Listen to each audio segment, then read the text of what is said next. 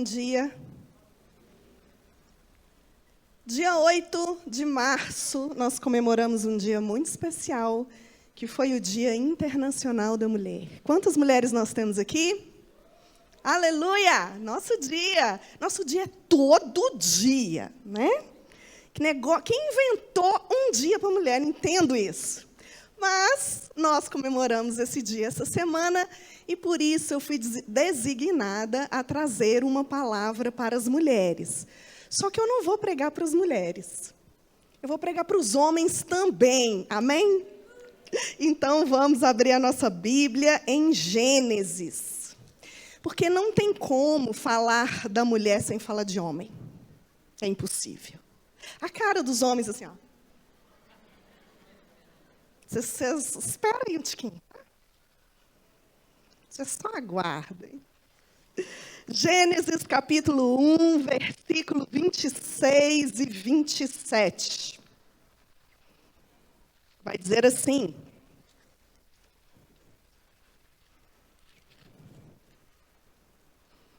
também disse Deus, façamos o homem à nossa imagem, conforme a nossa semelhança.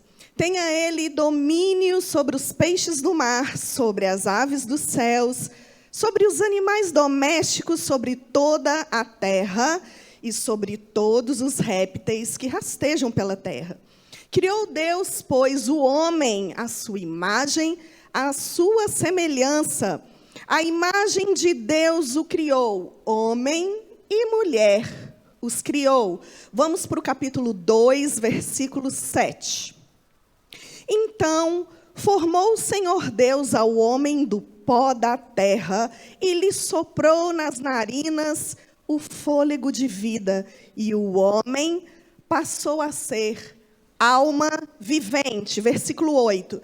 E plantou o Senhor Deus um jardim no Éden, na direção do Oriente, e pôs nele o homem que havia formado. Versículo 15 do capítulo 2.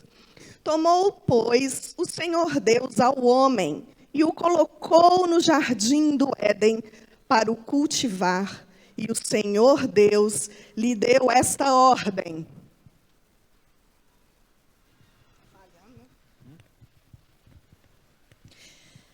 de toda árvore do jardim comerás livremente, mas da árvore do conhecimento do bem e do mal não comerás, porque no dia em que dela comeres, certamente morrerás. Versículo 18. Disse mais o Senhor Deus: não é bom que o homem esteja só.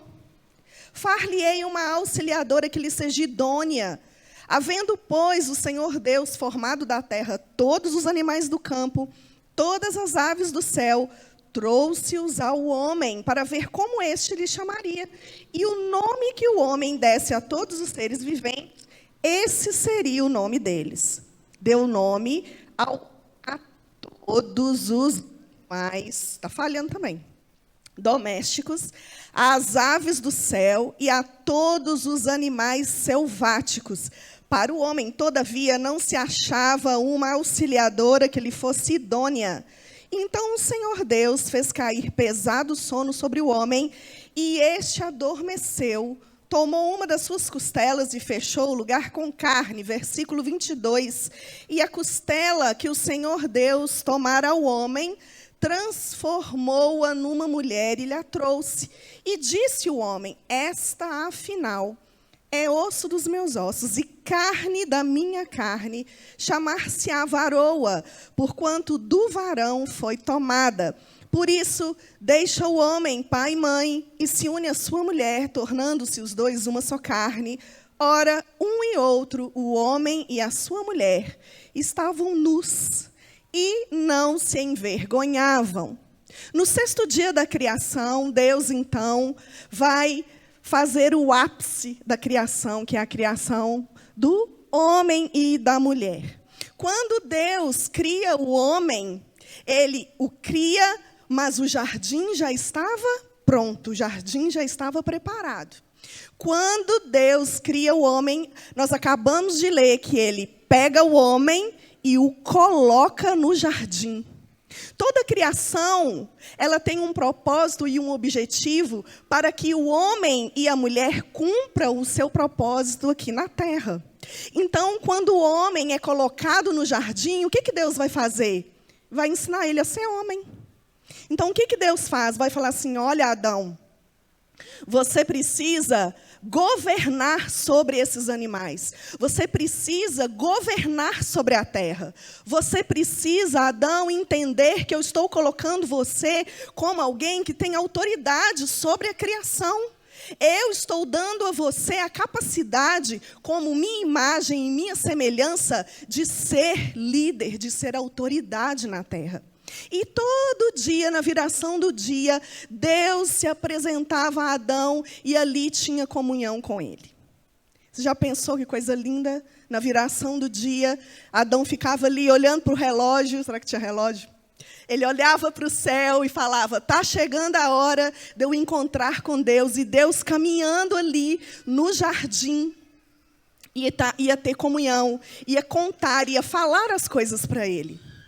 Deus vai ensinar um princípio muito importante, que é o princípio do descanso. Deus cria todas as coisas no 6º dia, mas no 7º dia Deus descansa. Por quê, Miriam? Deus cansa? Não. Porque Deus vai te ensinar que o 7º dia, ou o dia que Deus vai separar para nós cristãos, é o domingo que você está aqui hoje celebrando, adorando a Deus, é o dia que você pode parar tudo e contemplar tudo aquilo que Deus faz. É a adoração. É você parar as suas atividades corriqueiras, diárias, e parar e dizer, Deus, obrigado, porque o Senhor é bom. E tudo o que o Senhor faz é muito bom. Então, o que Deus vai fazer? Ele vai dizer assim, no capítulo 2, não é bom que o homem esteja só. É um momento na criação, naquele período da criação, que Deus fala que algo não é bom. Porque tudo que Deus está criando, Deus fala isso, viu Deus que era bom. Mas quando Deus olha para o homem e vê o homem sozinho como alguém que é a imagem de Deus, ele fala que aquilo não é bom. Então, o que Deus vai fazer? Vai criar a mulher imediatamente? O que Deus manda Adão fazer? Adão, vou te dar um serviço. Vou passar todos os animais aqui na sua frente. Você vai dar nome para eles. Ok, Adão? Beleza. Aí eu fico imaginando. Passa o leão. Quem que ele tem? A leoa. Passa a girafa, macho. Quem que ele tem? A girafa, fêmea. Passa o urso. Quem que o urso tem? A ursa fêmea. O que Deus estava gerando no coração de Adão? A necessidade de ter alguém que lhe fosse idôneo.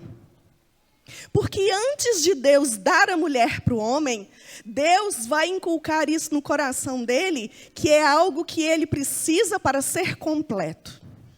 Então a palavra vai nos dizer, nós acabamos de ler, que Deus vai fazer Adão ter um sono profundo, primeiro momento de um anestesista na Bíblia, vai tirar a costela dele, não foi da cabeça, não foi do pé, não foi da mão, foi do lado. Isso te lembra alguma coisa na cruz?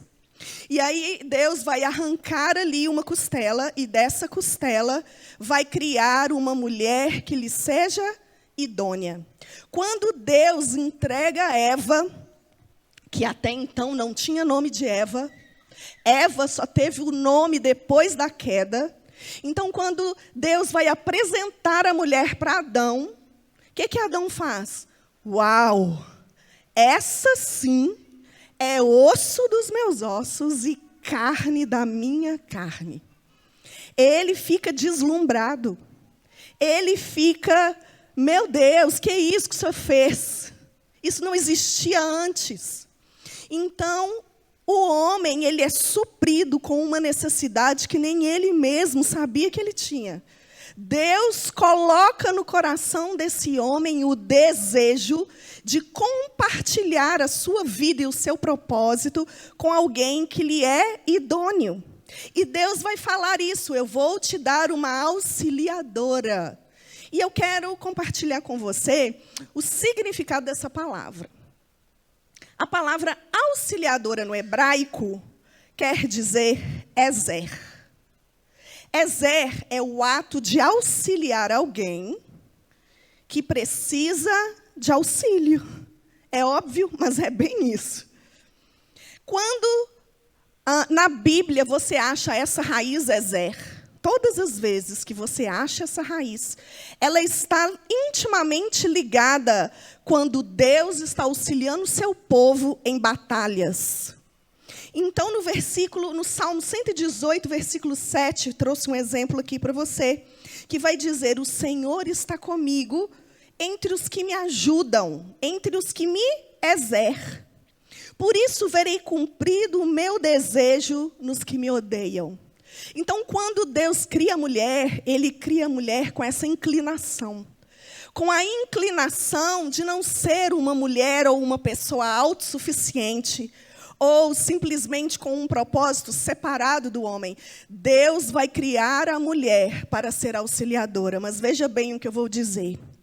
Quando Gênesis 3 chega na nossa história, quando Eva vai ali no jardim bater um papinho com a serpente, quando Adão não está ali atento àquilo que a sua esposa está fazendo, falando, quando a sua esposa não compartilha com quem ou aquilo que ela está falando com o seu esposo, porque lembrem que na criação era tudo perfeito.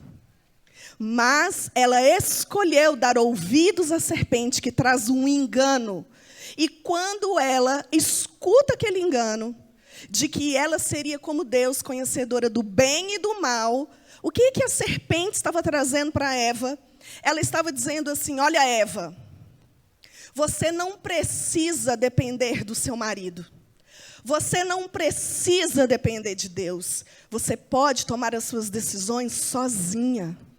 Quando você comer desse fruto, você vai conhecer o bem e o mal. E aí, Eva, você vai poder tomar todas as suas decisões. Você não acha que isso é maravilhoso? Você já parou para pensar que você não vai mais dever satisfação para ninguém?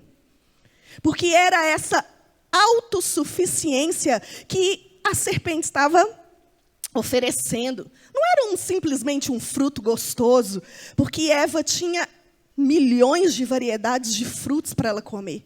Mas o que atraiu o coração de Eva foi a independência. E quando ela come, e ela oferece ao seu marido, e ele escolhe também comer, a queda, o pecado entra na humanidade. Então, quando nós observamos que Deus cria o homem com um propósito e a mulher com o mesmo propósito, quais são os propósitos da criação? Isaías 43 vai nos dizer que é para a glória de Deus. Não existe um propósito maior na sua vida que glorificar a Deus naquilo que você é e naquilo que você faz. Então, se você é um empresário, você tem que glorificar a Deus lá no seu trabalho. Se você é um médico, você tem que glorificar a Deus lá no hospital ou na clínica que você trabalha. Se você é dona de casa, você tem que glorificar a Deus quando você está lá limpando a sua casa e ninguém está vendo. Deus criou você e colocou você num contexto, num ambiente, para que você glorifique a Deus aonde você está. Agora, veja bem, Deus poderia ter criado só o homem? Poderia, mas Ele não quis. Por quê? Porque Deus, Ele vive em relacionamento. Deus não é Deus único, Deus é um Deus triuno. Nós temos a trindade em um único Deus. Então, quando nós vimos na criação, nós vimos, façamos o homem. Não é, eu vou fazer o homem. Não, o relacionamento da trindade estava ali na criação dizendo isso. Então, quando nós percebemos isso, Deus está querendo dizer o seguinte: o homem e a mulher, independente do estado civil, vão me manifestar o que eu sou, de uma forma que, se não houvesse o outro, ou seja, eu não consigo manifestar a Deus plenamente sozinha.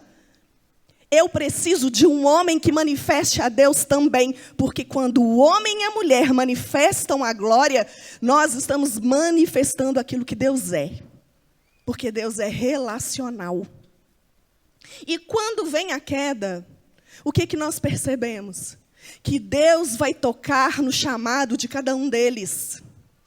Em Gênesis capítulo 3, versículo 16, se você puder abrir aí comigo. Gênesis 3,16. Deus está trazendo a punição do pecado. E vai dizer assim, e a mulher disse, multiplicarei sobremodo os sofrimentos da tua gravidez. Em meio de dores darás à luz filhos. O teu desejo será para o teu marido, e ele te governará. Quando isso acontece, qual é o chamado da mulher para o homem? É ser auxiliadora, não é?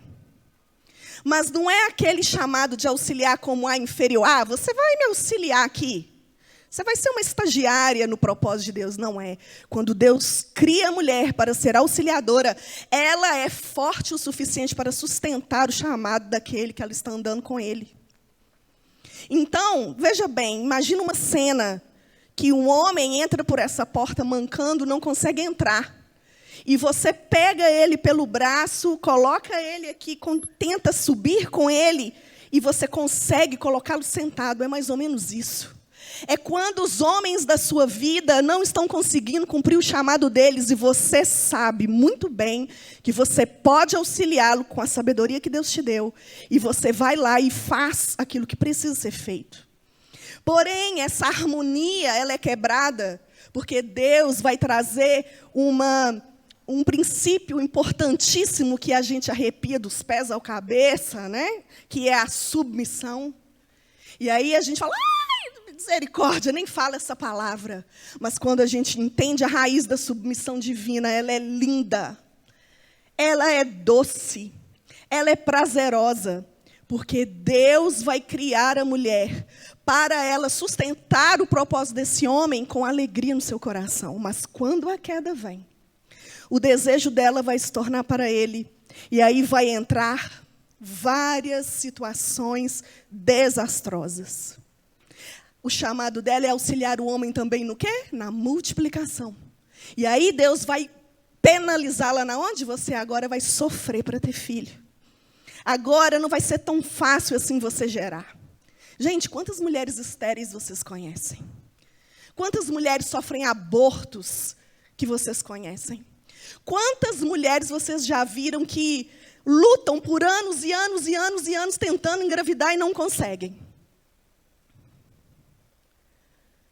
E aí a gente olha para o chamado dessa mulher e vê Deus ali tocando nisso, porque ela falhou no seu propósito de ser dependente de Deus. E em contrapartida, 3,17, vamos ler. E Adão disse, visto que atendeste à voz de tua mulher e comeste da árvore que eu te ordenei, não comesses, maldita é a terra por sua causa.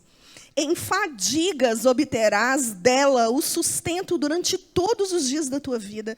Ela produzirá também cardos e abrolhos, e tu comerás a erva do campo, no suor do rosto comerás o teu pão, até que te tornes a terra, pois dela fostes criado, e tu és pó, e ao pó tornarás. Olha onde Deus está trazendo o castigo da queda para o homem, no trabalho, no governo. Gente, mulheres podem trabalhar? Podem e devem quando elas têm o dom, quando elas têm o chamado para isso, e quando elas precisam auxiliar o seu marido financeiramente. Não é pecado trabalhar fora. Mas você já viu um homem desempregado? Você já viu um homem que não consegue emprego, não consegue se colocar no ambiente de trabalho? A gente sofre, mulher sofre. Mas você já viu o homem? Ele começa a perder a identidade. Ele começa a dizer assim, nossa, eu não presto para nada. Eu não presto nem para sustentar minha casa. Por quê? Porque está no âmago, na identidade, no DNA masculino. E aí Deus vai tocar nisso. E vai tocar também na vida eterna. Porque a serpente disse, você não vai morrer não. Que ia morrer, que nada. Você nem sabe o que é morte. Você já viu morte alguma vez na sua vida? Você não vai morrer. E aí Deus confirma a sua palavra dizendo, agora você vai voltar ao pó. E quando a queda vem, nós percebemos que o desequilíbrio entre a submissão perfeita e o amar a esposa como Cristo amou a igreja, queridos, fica totalmente desequilibrado. Quando Deus chama Adão e Eva para um confronto, ele chama Adão primeiro e fala, Adão, o que você fez? Ele não pergunta o que a sua esposa fez, ele pergunta o que você fez. E o que Adão responde? Foi ela. Foi a mulher que o Senhor me deu. Ele está culpando Eva e está culpando Deus. Se o Senhor não tivesse me dado essa mulher, não tinha pecado. Ele está transferindo a culpa e responsabilidade do seu ato, a sua vontade de pecar, para a outra. O que ele deveria fazer? Foi eu, Deus. Ela não teve culpa, não. Sabe por quê, Deus? Eu que devia ter repreendido Eva. Eu vi ela conversando com essa serpente e eu deixei. E na hora que ela me ofereceu, ao invés de eu repreender, eu comi. A culpa é minha. O Senhor me deu o papel de autoridade. Eu deveria ensinar a Eva, mas eu falhei. Era isso que ele devia ter feito. Isso é se sacrificar por ela. Mas o que nós vemos nos relacionamentos hoje? A culpa é sua. Mas a mulher aprende rapidinho, né, gente? Porque quando Deus responde assim, Eva, o que você fez? Deus não pergunta, Eva, o que seu marido fez? Deus pergunta, o que você fez? O que Eva responde? Foi a serpente. Foi ela. Aí a serpente olha para o lado e fala assim, ixi, não tem mais ninguém para eu acusar aqui. Porque é uma consequência de acusações. Sabe por que o meu casamento não dá certo, Miriam? Porque o meu marido não presta. O meu marido é isso, meu marido é aquilo. Meu marido não faz, meu marido não é homem de Deus. Meu marido não se sacrifica. Mas aí eu pergunto para nós, mulheres, essa manhã, o que você tem feito? É interessante quando nós vamos olhar a palavra de Deus em Colossenses, capítulo 3, 23, vai dizer assim, olha, tudo quando fizeste, tudo que você for fazer, fazei-o de todo o coração, como para o Senhor e não para homens. Eu fico imaginando o juízo final. Porque eu oro pela volta de Jesus, você ora? Eu oro demais. Aí eu fico imaginando eu lá no juízo final, o telão, né? Aí o telão vai estar lá. Aí Deus vai falar assim, Miriam, você se submeteu ao Fausto? Você honrou o Fausto como marido?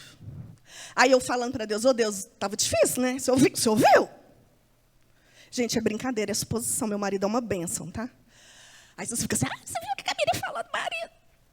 Aí eu falo com Deus assim, Deus, você ouviu que estava difícil? Não tinha como eu submeter ao meu marido, não tinha como. Aí Deus fala assim, você se submeteu? Porque na palavra não diz assim, sede submissos ao seu próprio marido, caso ele se sacrifique por você. Tem isso lá em Efésios 5? Não tem.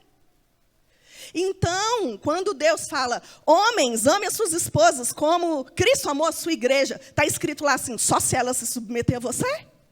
Não.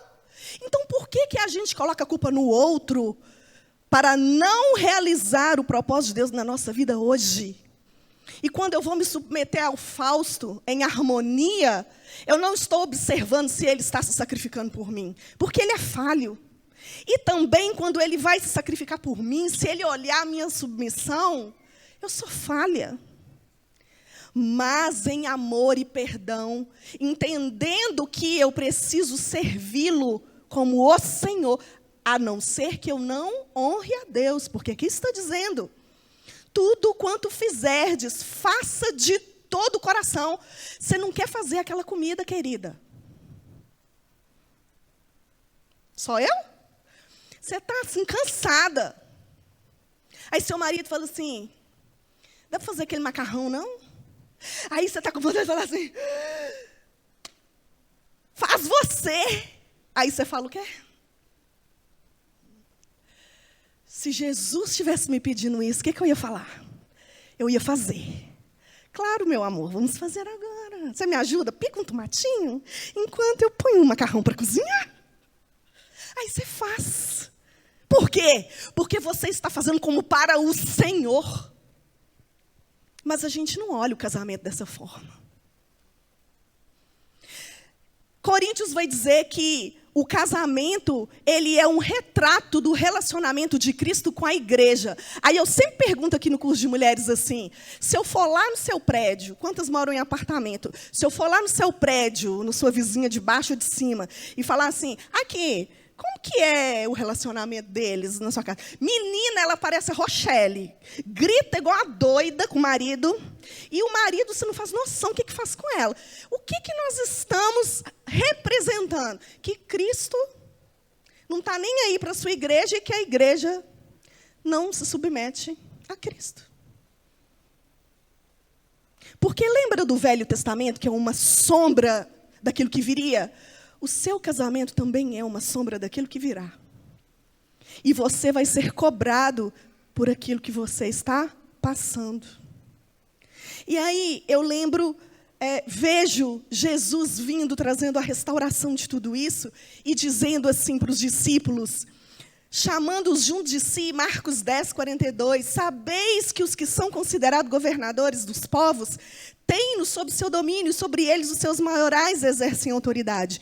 Mas entre vós não é assim. Pelo contrário, quem quiser tornar-se grande entre vós, será esse o que vos sirva, e quem quiser ser o primeiro, será servo de todos. Isso serve para mim como mulher. Isso serve para o meu marido como homem. Por isso que eu não consigo falar de feminilidade sem falar da masculinidade.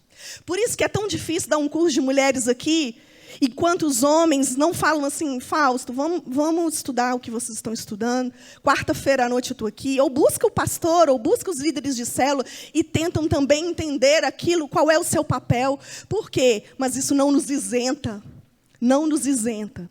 de refletirmos aquilo que Deus nos criou para fazer.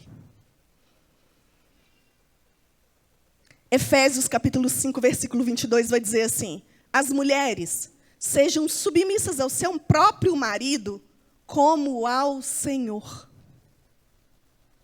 Como ao Senhor. Aí eu te pergunto, você é submissa ao Senhor? Quando Deus fala um não para você, você consegue se submeter? Quando Deus fala para você, muda de direção, você obedece? Porque se você não tem o hábito de ser submissa a Deus, você jamais vai ser submissa ao seu marido. Então, trazendo esse contexto da criação, da queda, e Jesus vindo restaurar a humanidade, trazendo o equilíbrio de novo, eu preciso entender uma coisa, a responsabilidade da minha vida pessoal com a minha feminilidade é minha, não é do meu marido. Eu não posso colocar uma culpa nele que ele vai responder para Deus. Se ele não está se sacrificando por mim, ele vai responder para Deus. Mas eu vou responder se eu estou sendo uma mulher que o auxilia. E aí, Carlinha, vem cá. Me ajuda aqui. E aí, quando a gente percebe todas essas questões, nós vamos ver algumas coisas acontecendo. Nós vamos ver que a mulher, fica aqui no meio, Carla, para todo mundo te ver, tem muita gente aqui também. A mulher, muitas vezes, por causa da queda, vai lutar com infertilidade, esses papéis tão grandes, vai ter que caber no céu.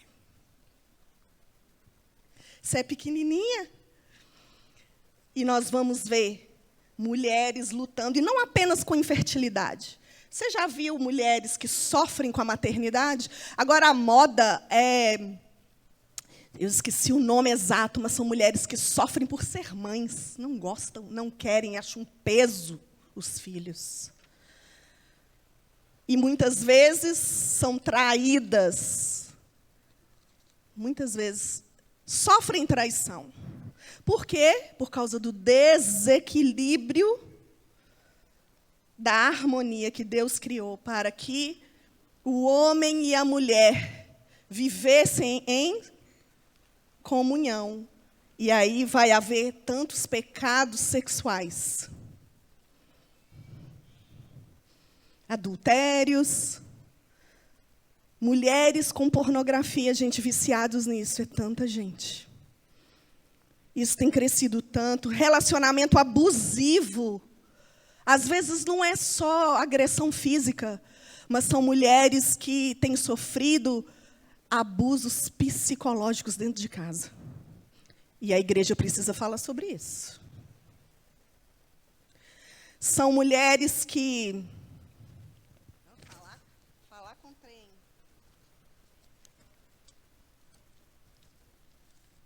Peraí, só tem mais 3, hein? E aí, baixa autoestima, a mulher, então, vai se odiar, vai olhar para o espelho e vai falar, sou feia. Por que Deus me criou assim? Porque, às vezes, a rejeição, ela veio lá do útero. Talvez seu pai, quando soube que sua mãe estava grávida, te abandonou. E sua mãe até tentou um aborto. Então, a rejeição, ela vem trazer uma mala de problemas, que é o orgulho, a soberba. E tudo isso porque a serpente ofereceu a autossuficiência.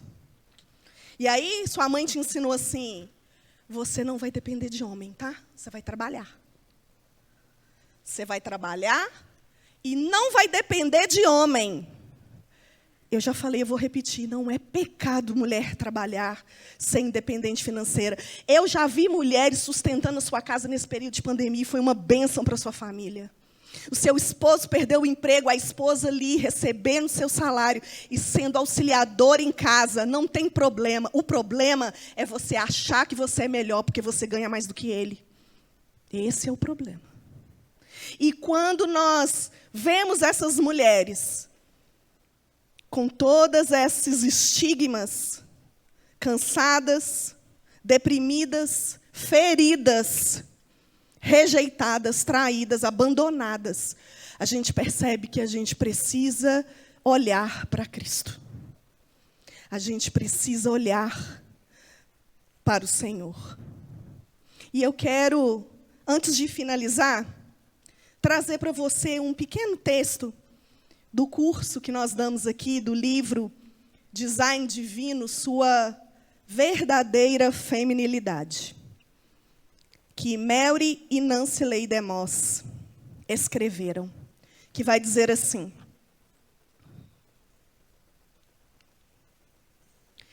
ser do sexo feminino não é um acidente biológico. Não é obra do acaso. Deus foi intencional ao criar a mulher. O desejo de Deus é que você descubra, abrace e usufrua a beleza do design espetacular que Ele traçou. Deus quer que você se delicie em algo muito mais valioso que as réplicas e falsificações baratas que o mundo oferece. O feminismo vai te ensinar que você não precisa do homem. Deus quer que você seja uma mulher verdadeira. E o que é ser uma mulher verdadeira? De modo bem simples, é alguém que está sendo moldada e esculpida segundo o feitio de Deus. É uma mulher que ama Jesus, cuja vida está enraizada, ligada a Cristo e fortalecida por Ele e seu Evangelho. Em consequência, essa mulher alinha pensamentos e ações com o que a Bíblia ensina sobre ela e sua maneira de viver. É uma mulher que rejeita o padrão do mundo de feminilidade e usa com enorme satisfação a grife de Deus. Você não pode definir o que é ser mulher. A única pessoa que pode definir isso é o próprio Deus que te criou. O mundo contemporâneo, a modinha da vez, não pode falar quem pode entrar num banheiro público. Quem pode dizer quem é mulher é o seu DNA. É só Ele. e aquilo que representa o que é ser mulher. Meu marido brinca comigo, você vai lá ensinar as mulheres a ser mulher? Eu jamais poderia fazer isso. Porque o único que tem o poder de nos convencer aquilo que nós somos nele é o próprio Deus, o próprio Criador.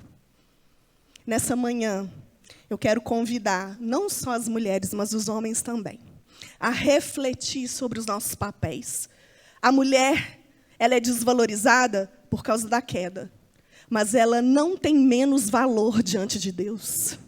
Deus a criou da mesma forma, com a mesma imagem e semelhança. Nós precisamos voltar e nos realinhar ao propósito divino. Todas as mulheres que foram até Jesus, elas receberam o que elas precisavam. A mulher samaritana, ela recebeu a revelação de quem era o Messias. A mulher cananeia recebeu a cura da sua filha. A mulher do fluxo de sangue, ela recebeu a cura do seu fluxo, mas também recebeu dignidade, porque a mulher com fluxo era considerada impura, então ela se tornou apta a adorar a Deus de novo na sociedade. A Maria Madalena recebeu libertação do seu pecado sexual e se entregou totalmente a Cristo. A viúva de Naim recebeu seu filho de volta, aquela que a sustentava. A mulher adúltera recebeu perdão, recebeu uma nova chance. Maria de Betânia recebeu a melhor parte. E nessa manhã eu quero perguntar para você, mulher, o que você precisa? O que você precisa receber essa manhã? Eu quero te convidar a ficar em pé e vir aqui à frente que nós vamos orar para você. Todas as mulheres aqui à frente, venha colocando no seu coração aquilo que você precisa. É cura? É um toque de Deus? É um toque de Cristo na sua vida? Nós vamos, então, orar. Eu quero convidar o meu esposo, Fausto, para orar por nós. Quero, nesse momento aqui, convocar os homens da igreja. Cadê os homens da igreja?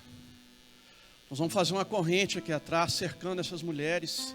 Por favor, saia do seu lugar, dê as mãos, vamos cercar essas mulheres que Deus colocou nas nossas vidas. Pode ser sua esposa, sua irmã, sua mãe, enfim. Quando eu pedi a Deus uma esposa, uma coisa que Deus ministrou muito no meu coração, que Ele tinha uma esposa para mim, mas eu tinha uma responsabilidade que eu iria prestar conta para Ele, dessa minha esposa, do que eu fizesse com ela. E nesse momento eu queria que você também pensasse, você está preparado para prestar conta a Deus da esposa que Ele te deu? Você, homem, vai orar agora por essas mulheres. Nós vamos representar aqui agora todos os homens, e nós vamos orar pelas mulheres, porque elas precisam de homens fortes. Macho até cachorro é, vocês lembram? Macho até cachorro é, mas homem que ora, que cumpre o seu papel, como a Miriam ministrou aqui, que reflete a imagem de Deus, porque a mulher, para se submeter a nós, ela tem que enxergar em nós uma busca em Deus. Vai ser difícil a sua mulher se submeter a você, se ela não enxerga você ler na Bíblia, se ela não enxerga você orando, se ela não enxerga em você buscando a Deus na sua casa. Estamos comemorando o dia delas, que deveria ser todos os dias, mas o desafio aqui é para os homens. Vamos orar. Deus e Pai, pedimos ao Senhor, Pai, nesse momento perdão por não estarmos cumprindo o papel para o qual o Senhor nos designou. Lá no Jardim do Éden, quando o Senhor colocou o homem, o Senhor disse, cultivar e cuidar. Nós não temos cuidado das nossas mulheres como deveríamos.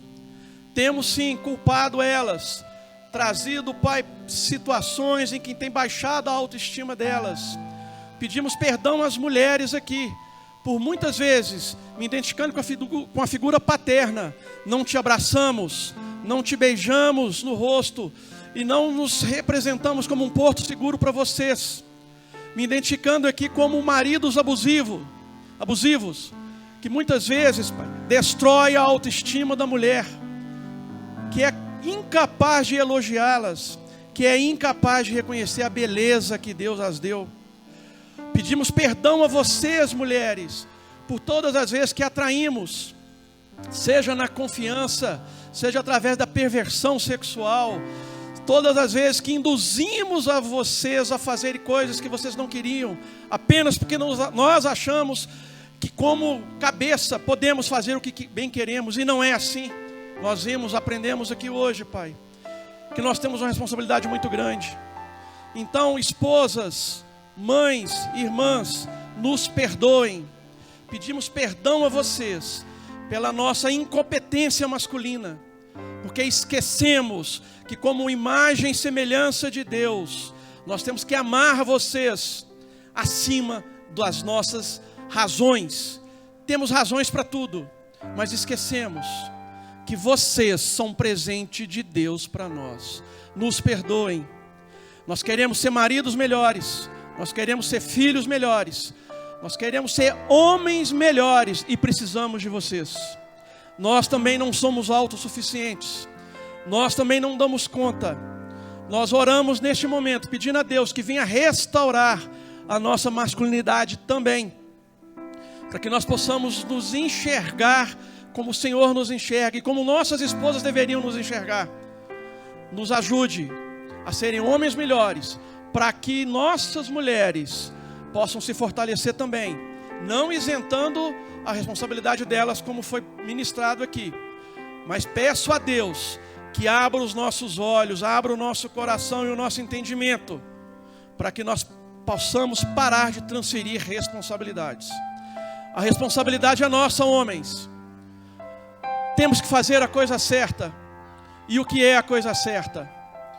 Amar a nossa esposa como Cristo amou a igreja, e é um amor sacrificial. Para de tentar entender, compreender a mulher. Comece a amar. Porque quando você decidir amar, você não vai se preocupar em entender a sua esposa. Porque essa é a universidade que Deus criou, para que o homem possa ser cada vez mais semelhante a Cristo. O amor sacrificial, que não depende do que ela faz para mim, mas eu escolhi amar. Eu escolhi ser um porto seguro para ela. E todas as vezes que eu fraquejar, ela está ali do meu lado, sendo o meu apoio, me ajudando também em oração e me ajudando também a desempenhar o meu papel de homem. Em nome de Jesus, abençoa todas as mulheres aqui, Pai.